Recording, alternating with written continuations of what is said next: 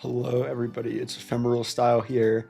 Um, this is a sort of accidental doubleheader. I did record a video for the Week 7 game.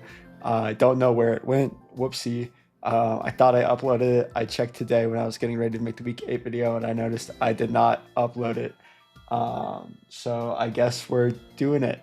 To be frank, I've been super busy applying for and then getting a new job and then just traveling and doing some other stuff in my free time. So I have had free time that I could have dedicated to this, but chose to spend other ways. So I can't 100% use that excuse, but I have been busy. So apologies for that. Um, I just noticed Snorlax's speed is fucked up. I don't know why that is. Anyways, this is probably all just going to be one really sloppy take. Not that my videos have a ton of polish normally, but yeah, this is probably going to be even lower quality than normal, so apologies for that. So this is our Week 7 matchup against SukunaGaming. It's Blaziken, Raging Bolt, Corviknight, Ogerpon, Cornerstone, Comfey, Gastrodon, a Terra Snorlax, a Terra Espeon, Weezing, Lowland Persian, Dusknoir, and Quillfish. 12 months here, there's really a lot to think about. Raging Bolt and Blaziken, especially Mixed Blaziken, are really good into the team, as is Ogerpon Corner. I was kind of expecting a Terra Fairy Snorlax to come to wall Kyurem, because with Thick Fat you can lose, you get resistance to ice and you can get immune to dragon with your Terra, so that just seemed like a bring to me. Corviknight is your hazard removal, so I was sort of expecting like Blaziken, Raging Bolt, Corviknight, Ogerpon, Comfey, Snorlax, with Comfey sort of being the flex spot. So let's get into the team for that. There we go. Oh shit. There we go. Sorry about that. First up is Azelf with a Focus Sash. We're rocking Encore, Psyshock, Flamethrower, and U-Turn with a Terra Fairy set. The idea is with Terra Fairy Encore, we can lock a Raging Bolt into either Thunderclap or a Dragon type move or Calm Mind, which is typically the moves it tends to run. Bolt Switch is obviously a consideration, but we would want to bring this in an Encore there. Raging Bolt's really important for this team to handle, because I think Azumarill looks really good if Raging Bolt gets handled. Next up is our Slowking Galar, again built to handle Raging Bolt with an Assault Vest, max HP, a bunch of Spadef, and the leftovers in Spatak. We're running Future Sight, Ice Beam, Sludge Bomb, and Flamethrower. Flamethrower is obviously for Corviknight. Future Sight is because I don't think there's a Dark type coming, and then Ice Beam to hit Raging Bolt for super effective damage, and Sludge Bomb if I need to fish for a poison on it or something like that. Then we have Azumarill rocking Belly Drum, Aqua Jet set this week with just the stabs, because that's what we need to hit the team, and a Citrus Berry to keep us healthy and give us that turn we need to get the Belly Drum off. Next is our removal and Ogerpon answer in Terra Grass Colossal. I know I talked a little bit about Terra Fairy Azelf earlier, but really we need Colossal to Terra Grass if Ogerpon comes. Otherwise, the build that we brought doesn't really have a great switch into it. It could sort of bring a move for everything, and that's really scary. We're Flash Fire for Blaziken. While being Terra Grass, it forces it to hit us with like Brave Bird, which is not great. We're super physically bulky. We have a bit of investment in attack for Blaziken rolls with Earthquake, and Spadef for rolls against Raging Bolt after Terra, I believe. Wisp is good for burning anything besides Blaziken, obviously, who I probably don't think is coming in on this. Earthquake, Rocks are good to get up and force Corviknight in, and Rapid Spin to keep Hazards off our own side if possible. Next, we're rocking a Specs Kyurem to try and punch that Snorlax and otherwise abuse Corviknight coming in to drop huge special attacks, especially if Snorlax gets dealt with. So we're rocking Draco Meteor, Flash Cannon for Terra Fairy Lax, Freeze Dry, and Dragon Pulse when we don't need to click Draco Meteor. And then finally, we have Dawn Fan. We have Ice Shard, Earthquake, Gunk Shot for a Terra Fairy Lax, and Smackdown for a Corviknight, with attack for Curse Lax and Fizdef Corviknights as well for Smackdown Earthquakes, and it also helps with Ice Shard rolls into Raging Bolt. But we don't have any Spadef this week, so we are weak into getting hit with a Dragon Pulse, for example, from Raging Bolt or from getting blown up by a special move from Special Blaziken, which is something I sort of considered, but I didn't take a ton of time to build this team this week. And as you can sort of see from this builder, I really tunnel visioned on the Raging Bolt and Terra Fairy Lax part of this team and didn't really consider Terra Fairy Defensive Lax to be specific, and didn't really consider a lot of the other aspects of the team.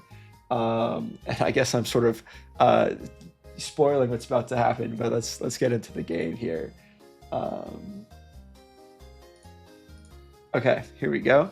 There's a lot of familiar faces in their team. There's Quillfish, which I suppose makes a lot of sense into walling Azumarill, who again I thought had a really great matchup. I was really surprised not to see Ogerpon, but I guess my opponent decided that Comfey was more important. Otherwise, I think like these four are pretty key to the game plan here. So because of that, I'm going to go ahead and lead Azoth because I know I can Terra this game if I want to. I see the Raging Bolt. I don't see a booster proc, so it could be Specs. Why do I not go into my Assault Vest Slowking Galar here? I'm not quite sure. I Psyshock for damage and get Dracoed straight down to my Sash. So yeah, already first turn and sort of broken from the game plan that I had going into it.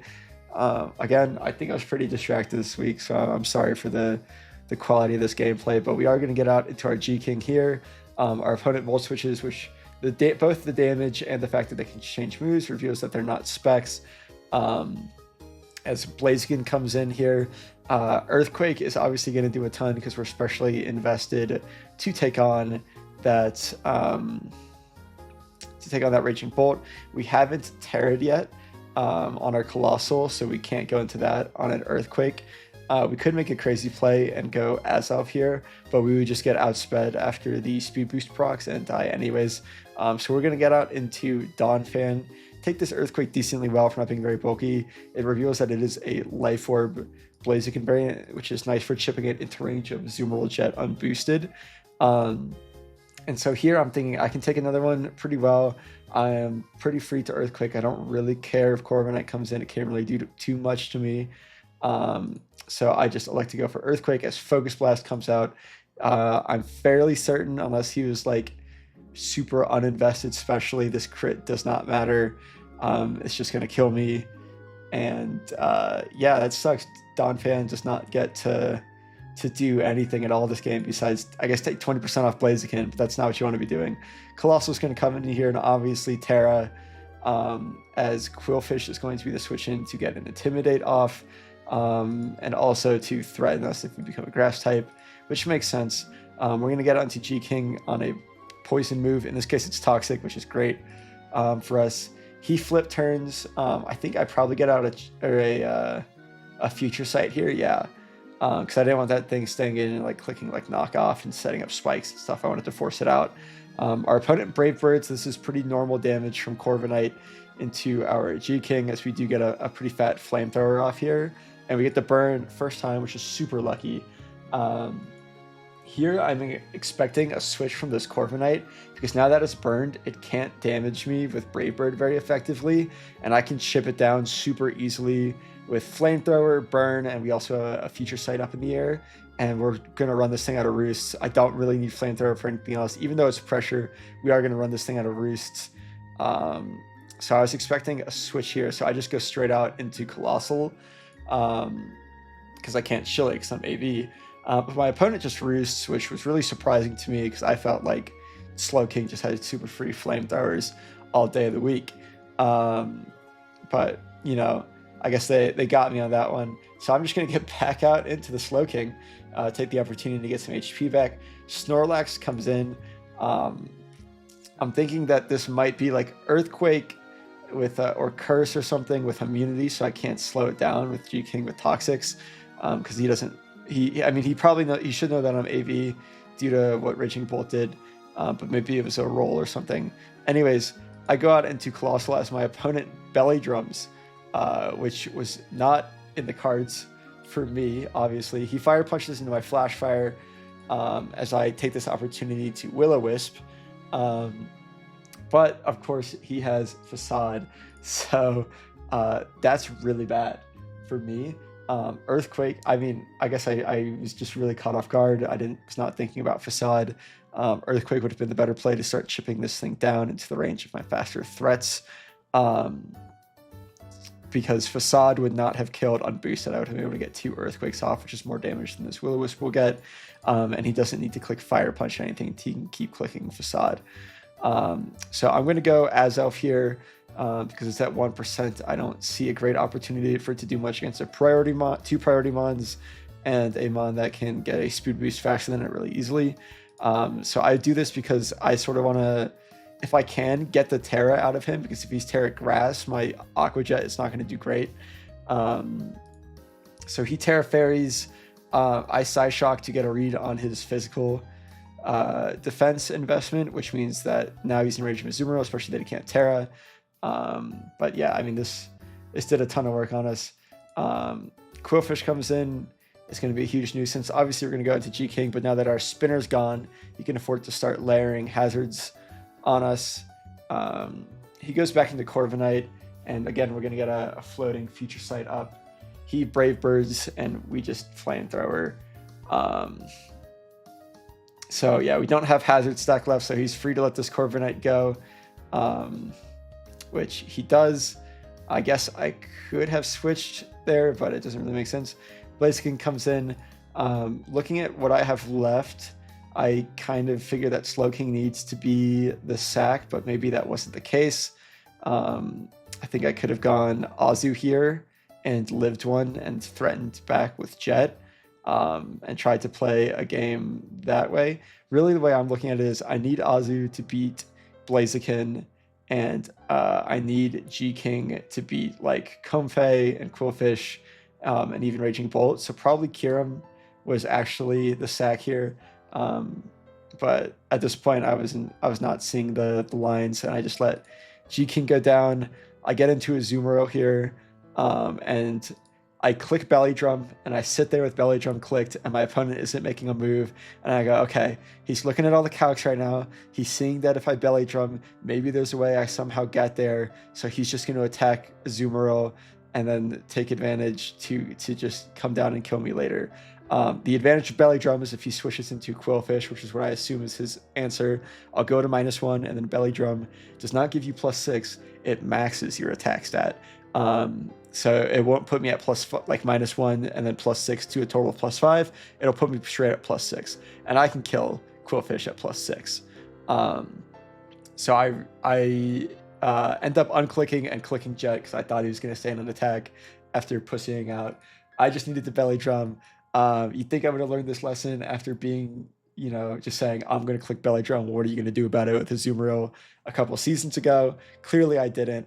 Now I'm screwed because he has P-Jab, and that's going to knock me out of range of Belly Drum, which I need to go for here if I ever want a chance of breaking through this thing. Kyurem's going to come in, pick up the Quillfish. He's going to go out into Comfey, which is interesting. I thought he could just go Blaziken, protect, and then kill me. But we're going to get a big freeze draft. A freeze here could have given me another point of diff, but, it is what it is. He knocks off my specs. I should have clicked freeze dry again here because a Spadef drop doesn't matter, but a freeze dry I have freeze odds, like I was saying. But obviously he has priority Draining Kiss now. But I just Flash Cannon, and he's Citrus Berry. So I would have needed the drop there. But I don't get it, and I get it too late, and I'm just going to die to Draining Kiss, and that is the game. So unfortunate, we really need to win our last one now to make playoffs, and let us get right into that matchup.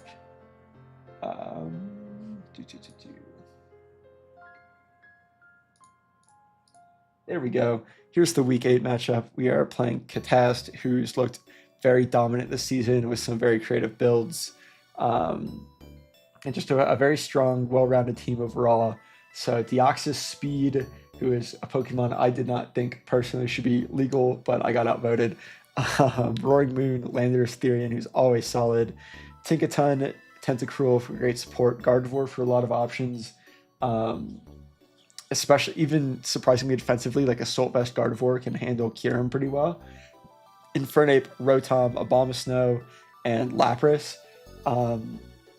I tried to spend more time prepping for this matchup. I still think I needed to prep more against this depth of team than I did, but I did put more prep into my previous games, so at least I can say that. And let us look at the team that we got for this matchup.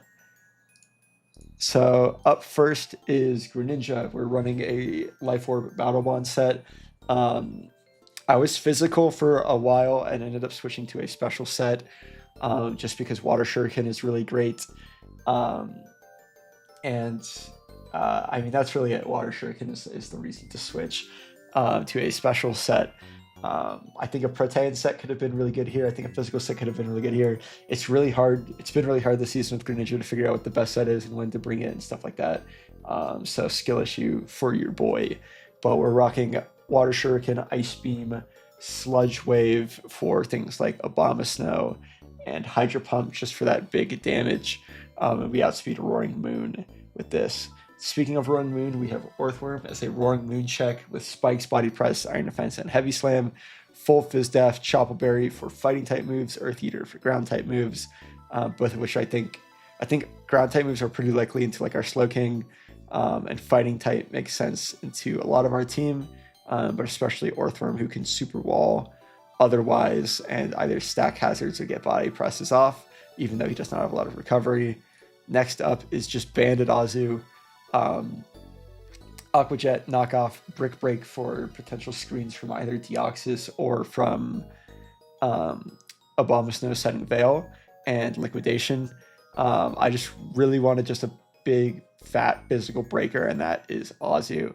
And then we have our Colbur Berry, Slowking Galar, Colbur Berries to let us live Roaring Moon knockoffs and get a T-Wave off on it. Future Sight can force Roaring Moon in and give us that opportunity to T-Wave and slow it down for the rest of our team. Chili is for momentum and gives Kira a defense boost, which is really good in this matchup. And then we have Flamethrower for Tinkaton, because the Tinkaton Slowking like sort of one-on-one happened a decent amount in a mock or two that I ran, so I wanted to have that on there. But there's a bunch of moves that could have sort of fit in that slot. Next is Kyurem. We're running Expert Belt with Freeze Drive, Focus Blast, Earth Power, and Substitute. We're running Expert Belt Focus Blast to give us rolls into non-Assault Vest Lapras. I kind of, again, sort of tunnel visioned on one mon that I thought would be a good bring into me and didn't really consider a lot of the rest of the team because I have a lot of things built for Roaring Moon and for Lapras that I sort of lack stuff elsewhere. The reason I thought Lapras would be good because Water Absorb shuts down Greninja and Azumarill pretty hard. And as well, you can wall Kyurem pretty well with your natural typing. And I sort of need Expert Belt Focus Blast to punch through. So that is what we ended up rocking with. I had thought a little bit about changing it to Boots to give myself some longevity, considering I don't have a spinner, but I ended up just rocking the Expert Belt. And then finally is our Choice Scarfed Azelf to outspeed Adamant, Roaring Moons, and Terra Fairy Play Rough them.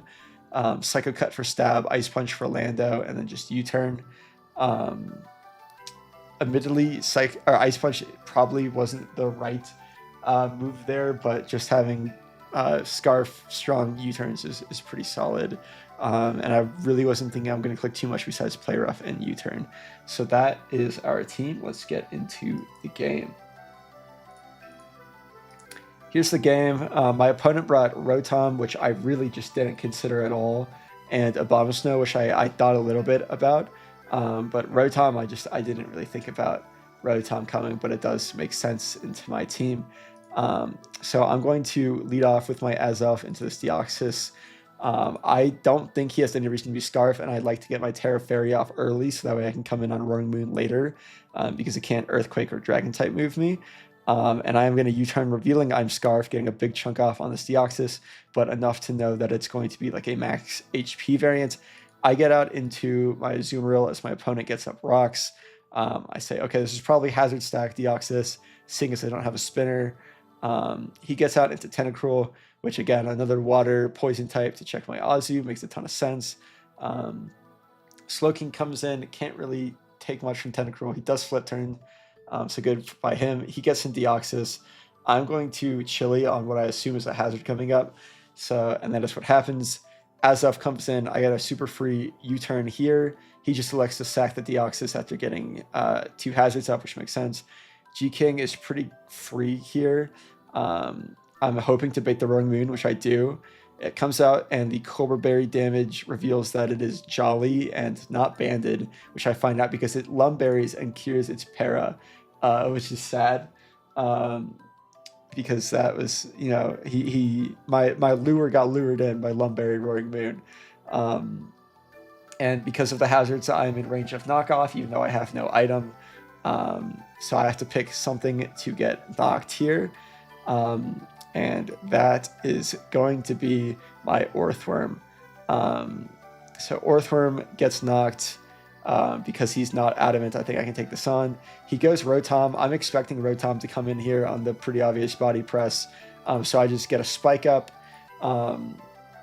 Here I probably could have seen Volt Switch into Tentacruel coming and just gone for an IDEF to increase my body press damage because I'm going to die if I take that. I don't want anything else to take this Volt Switch because I'm just going to get chipped too much on G-King. Because my opponent is going to be forced to spin and I'll kill myself on Helmet. So I get some momentum back, but I really should have just body pressed for, I guess, another 17%. That would have been the best play. I'm going to get out into G-King to try and get a bit of recovery back and take momentum back with a Chili Reception. So I Chili on Rotom. I just get out into Kyurem.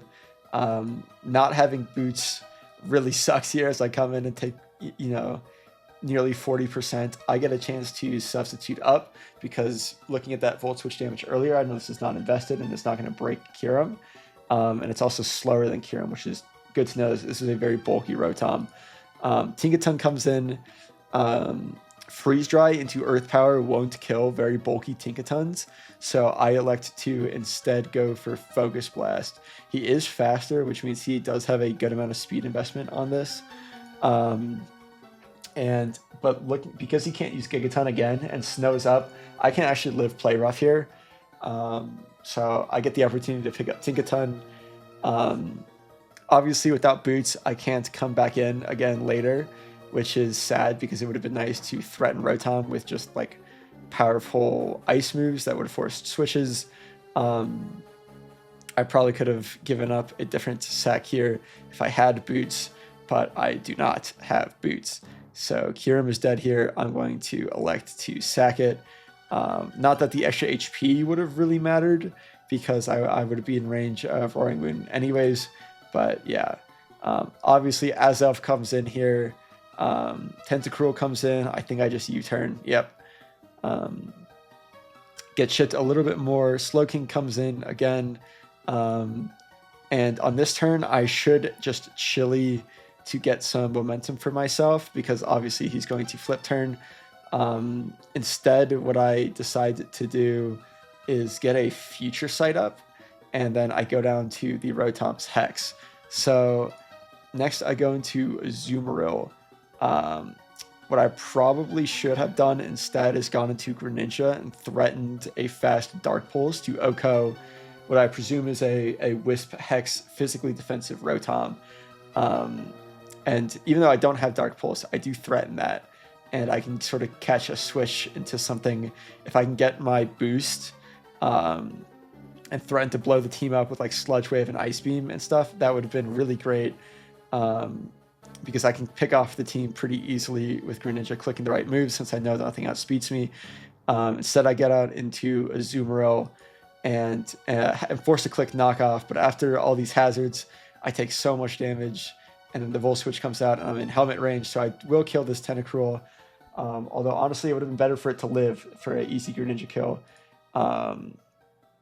Here, I probably, again, should have gone Greninja, but instead I go Azov. I can't really do anything to this Abomasnow. It changes its type matchup anyways, so I was kind of screwed. My opponent gets in Rung Moon because he knows I'm Scarfed, so Psycho Cut was a really bad play there. And then he just Dragon Dances, Thunderfangs, Iron Heads, ends the game. So really interesting set, Knock, Thunderfang, Iron Head here. Probably super walled by physically defensive Zapdos, so maybe something I should have considered. Maybe that's why he was Lumberry. Definitely walled by Orthworm if I didn't take so many hazards and stuff like that. But yeah, so we lost the last 2 games, which puts us at 4-4. And we'll take a look at where that put us in the standings. Holy shit. What? There we go. That'll work. Here we are sitting at 9th. Top 8 makes playoffs. We miss out on these 2 spots by we missed on the spot rather by 1 point of differential. And there was a very clear game, if you happen to remember, against Bumper Eddie, where I sacked my Orthworm to a Pelipper, and just brought in Kyurem to win the game when I had a line that 100% would have saved a sack and would have given me a tie against Shroopy here. And I would have had, we haven't played each other, so it would have gone to strength of schedule. And I think by most metrics, mine would be stronger. My highest ranked win was 3rd, for example. I think our strongest common opponent was 5th place, who I beat and they lost to. So I think by a lot of metrics, I would have had a stronger strength of schedule, but I didn't do that. And so I miss out on playoffs. Except for the fact that June did not bring 10 unique Pokemon that were on their roster at the end of the trade deadline before playoffs, which means that they are ineligible for playoffs, and I end up making it as the 9th seed, or the next highest eligible playoffs contender on a technicality. So I guess a sort of disappointing season keeps going. Not the way I would have liked to make playoffs, but we're in playoffs now, so we are going to do our best to redeem the season, take the best of this opportunity we've been given. I would love to say that after having some busy weeks and poor performances from it, that I can promise that I can guarantee more time to this, but that's a lie. My job is going to ramp up in what's required of me, and I'm taking a vacation soon where I probably won't want to spend a lot of time doing this, so we'll see how far we make it through playoffs. I think I'm probably just going to do a playoffs movie like I did last season at the end of the run, no matter how long or short it is. I'll try and take better notes than I did last time, so I have a better idea of what my EVs were for and stuff like that, and I'm not just making stuff up for the early matchups if we have to go a while. This is He Picked Me playoffs, so our opponent, the first seed, the Finn Harpies, elected to play the Sweet Tea Dreams, which makes sense. They had a really dominant win over them towards the end of the season, so they feel comfortable in that one. Catast, who we just played in week 8, who beat us pretty handily there at that 3-0, decided to not play us and instead play Shroomfy. I think that they probably want to play a player that they haven't played before, and having played the unpicked 6th seed and the unpicked, I guess now 8th seed in me, they were left this option, or they thought that I have a better chance in the matchup than I sort of think about it. So either way, I'll take that, which means we are getting a rematch in the 3rd seed. Bumper Eddie elected to play me. Again, I thought that was a good matchup for me, but they probably have some new ideas into the matchup. Also, all of my sets are on this YouTube page. They probably have seen what I brought and what I was thinking about, so that is a benefit for them. But the other alternative for them was picking the 6th seed here, who has Ogerpon Wellspring, which matches up really well into Palafin. So, I guess they figured they got a better chance into a worse player they've played before, as opposed to a better performing player who has a really strong counter to their best Pokemon, and that makes sense. And that leaves the final matchup as SukunaGaming versus the Denver Pantheon. So that is that is how playoffs is shaping up to be. It's a double elimination.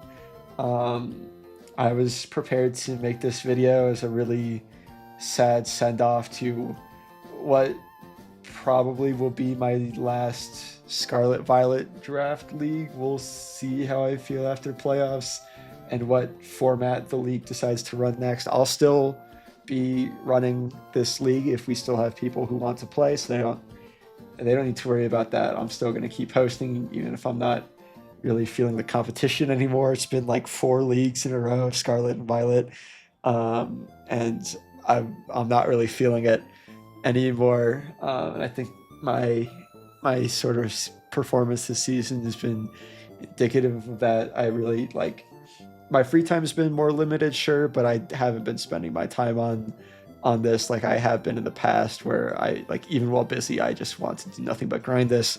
I've sort of lost that feeling this season, which sucks, but that's what you got to do is take a break. I don't want to force myself to do this if I don't enjoy it, but I'm happy to see a lot of people enjoying it. So even if I take a backseat next season, I'm still going to be hopefully doing weekly videos over the games in the season, and hopefully everyone will enjoy it enough to want to come back. So I guess bye-bye for a while. Stay tuned to see how we do in playoffs and what's next for the Turn 17 Draft League. And I will bid you all adieu. Bye-bye.